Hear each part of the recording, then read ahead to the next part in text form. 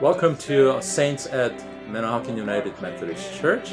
It is my honor and privilege to have wonderful people, the Hauges, John and Susan. Any good memory of church activities you could think of or share with our people? Fun memories or... Here? Yeah, here.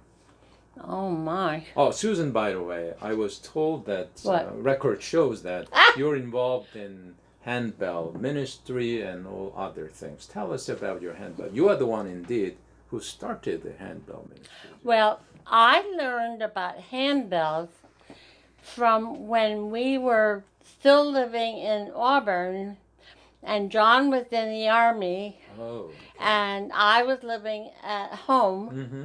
The Methodist Church was just starting a handbell choir.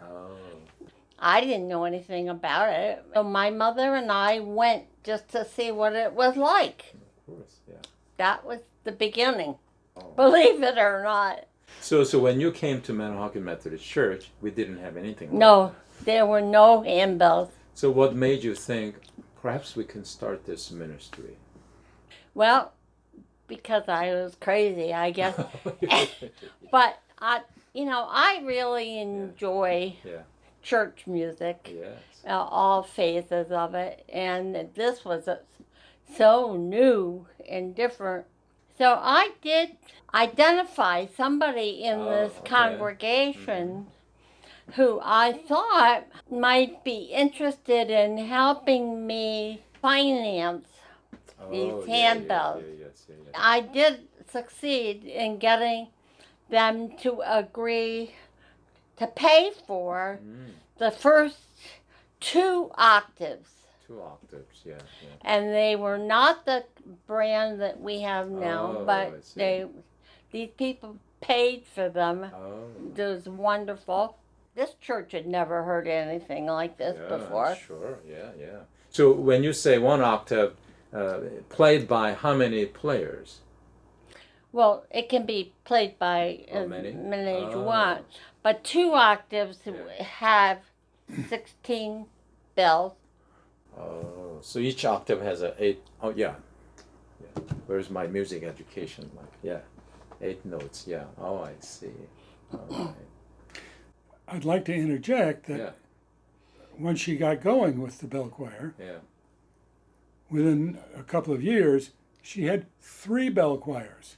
She had the adult bell choir, she had the high school bell choir, and the young people bell choir. And she just did an amazing job, and she also would fill in as organist at times. Yeah, that's right. So she was very, very clever. I don't want to leave John out here, so he's not very clever. So, John, you are involved in so many different things with the church and so forth. One thing that you would remember? Well, both Susan and I in our activities over the years have been in each position in the church except the preacher. Except preacher, that's good. And they wouldn't allow that us means to that have you that. are involved in the trustees too. Oh, yes. For the records, perhaps you can explain to us, when you were trustee chair, we sold the old parsonage and moved into the new one. Tell us about it. Well, it was a matter of the parsonage was very old. Several of us thought it was time to improve things. Well, improving the old building was not the best thing to do. And one of the parishioners donated the lot that the current one is on. Well, that determined where it was going to go, and the builder who built my veterinary office, I contacted him, and he helped build the parsonage. Good. That's good. Well, thank you. In which I'm living now. Yeah, thank you. It was 1981. That's when they built the parsonage. Thank you for helping my memory. And I looked at the record. All right. I also saw... I just interject on that note. Yeah. We felt that it was very important for the pastors to have adequate housing. This old parsonage was a beautiful old colonial building, but it needed and we feel that and we had some pastors who turned us down when we invited them to come here Okay. because of the old parsonage. Oh, is that right? So it was, the new one was Much better. much better. Absolutely. Again, I don't know what you called it. I saw one of the pictures, church pictures, that John was in, what do you call, court jester thing. Tell us about it. What is the Christmas thing? Well, that was all Vivian Rotifer's fault. Who was our former pastor here? She thought that having a madrigal dinner would be a good idea. Yeah, that's right. And we had a fairly active young couple group at that time. Yeah, And there was quite a bit of enthusiasm. yes. Okay. And so when the person who was helping cast for the group, I don't know why, but she asked me to be the jester I and see. got a outfit for me with the fancy hat. That's what I saw. All right, the before we move on to the life principle and word of wisdom, John and Susan, you were involved in the township parade and all these things. You are the what do you call that? Grand Marshal. Grand Marshal. We That's were right. the Grand Marshals one year. Yeah. But when the Founders Day parade first started in Manahawkin, Yeah. it was probably a year or two before we came. And our kids, when we joined in, Susan had an old-fashioned dress that she made with the hat, and Chris drove the tractor, and Jennifer rode in the trailer. Is this still so the kids participated in this parade as well? I thought it was more like institutions. Yeah, nowadays. it isn't the old No, it small isn't town the same. family Oh, affair yeah, anymore. That's right. I might mention something about Vivian Yeah. that I always remember and repeated it many. I don't repeat everything she told me, Yeah. but one thing I do repeat: when we had a going away party for her when she left, That's right. we had quite a big get together up at Ocean Acres Country Club. Mm-hmm. And when she got up to give a little talk, she said she wanted everyone here to know that she pleased everyone in this church. She said, I pleased some of you when I came, I pleased many of you when I was here, and I'm pleasing the rest of you when I'm leaving. And I think that was a very philosophical I remark. hope I remember that quote and use the same thing in my farewell party. Too. All right, thanks. One last question I have for both of you is that what was the principles that you lived by? I would call life principles. This is always I follow, and it always helped me. Let's begin with Susan, if you have one. You could have more than one. Well, I think it's do unto others. Do unto others. Golden rule. That's very important. Yeah. John, what's your life principle? Well, I pray every day that God would help me grow in His love and understanding, and also that I could love and understand my fellow man, and not be critical and do harm. Yeah. That doesn't work 100%, but that's what I shoot for. All right. If you want to give the word of wisdom to your children, I mean, you all have grown-up children, but grandchildren as well. What word of wisdom would you give? Besides, like, be good. We always use that. Words of wisdom. May I start? Yeah.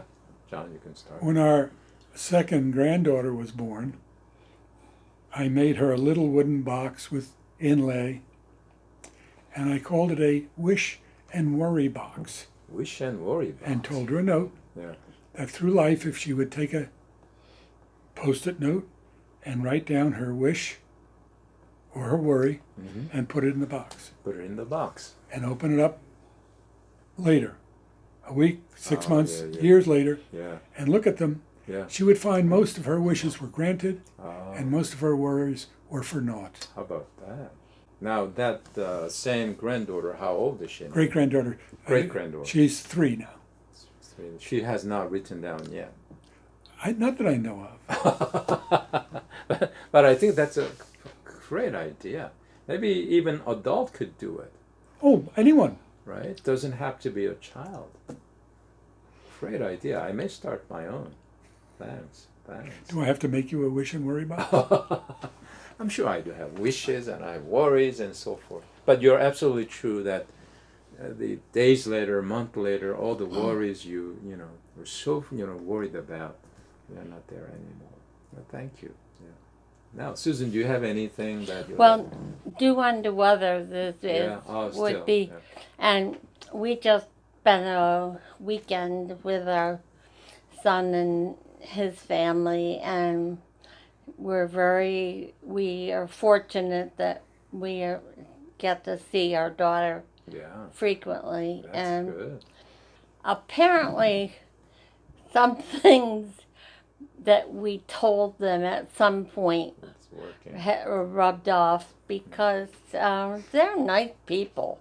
Yeah, that's good. That's good. Now tell us about, you talked about having 2 children, but how many grandchildren and great-grandchildren? We have 6 grandchildren, Uh-huh. 3 boys, 3 girls, Yeah, and the oldest, Shannon, has 2.5 children. 2.5 children. In other words, one is on the way.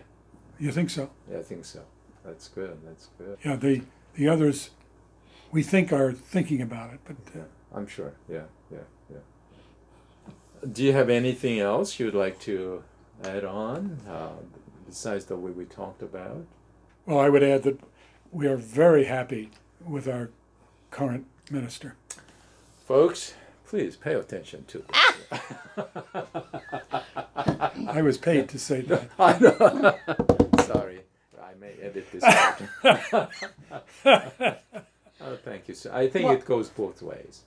But we have been so fortunate with our relationship to the church and the proximity of the church. Yeah, And the people But- in it. yeah, that's right. We've met almost all of the ministers Yeah. since 1965. Wow. That's been interesting and challenging, True. but the church is lucky to have you. Thank you. I think it works both ways. The congregation helped the minister to become who or she is, and vice versa. So, thank you. And personally, I thank you both for being a wonderful influence to my family and to my daughter and so forth. Thank you. I might also add that I wrote a poem many years ago about Susan's family and mine, and how we were lucky enough to grow up in families, Yeah, loving, caring, God-fearing families absolutely. that true. were role models for us That's and right. for all that we knew. That's right. And that's the way we've tried to be. Absolutely. I think that tradition continues on, your generation, next generation, and so forth. So thank you so very much for planting the seeds of love and care in your children and grandchildren and great-grandchildren. Right? All right. You've been together since when? How long you've been in marriage? 61. 61. 62 years this year. 62 years Next this month. year. Next month. So if someone asks you, what is the secret to longevity, long marriage together, what would you say? So yeah, nowadays in America, like average after the wedding, 5 years. Divorce rate is Really? so terrible, yeah. But you've been together almost 62. So what would you say? One thing that you would recommend the young folks to remember. Patience. And John? Yes, dear. Patience. All right, isn't it? And remember what I said before, that both of us had such wonderful role models That's right. that helped guide us throughout our married life. Absolutely. Yeah. This will conclude our interview with the Hauges once again. Thank you so very much for coming today. God bless you. Many times he has. Okay, thanks. Thank you. You want to say or share with us? I just want to show you my great-great-grandfather's All right, Bible. let's hear it. Woo. This is my great grandfather's Bible. This was printed in 1811. 1811. His name was Abner Wells, and my mother wrote that he's where he's buried. And Gosh.